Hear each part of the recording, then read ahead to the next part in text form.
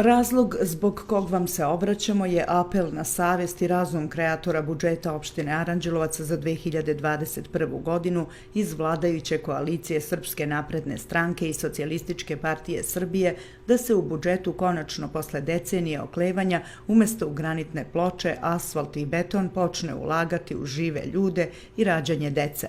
Podsećamo da smo povodom kreiranja budžeta opštine i u prethodnim godinama, a ne samo ove 2021.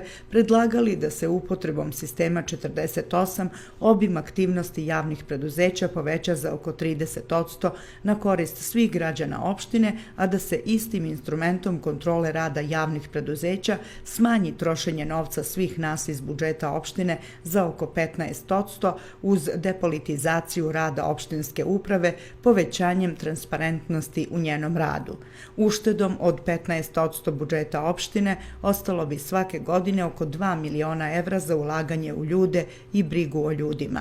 Podsjećamo da je posle Drugog svetskog rata na teritoriji opštine Aranđelovac, koja je tada brojala manje stanovnika nego danas, godišnji broj novorođene dece bio za oko 4 puta veći.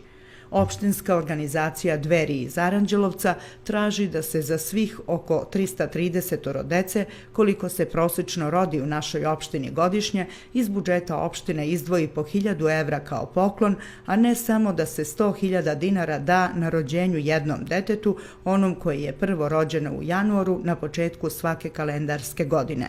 Ne treba Aranđelovcu samo jedno dete, već vas podsjećamo da Aranđelovcu nedostaje oko 10.000 novorođenčadi da bi fizički opstao.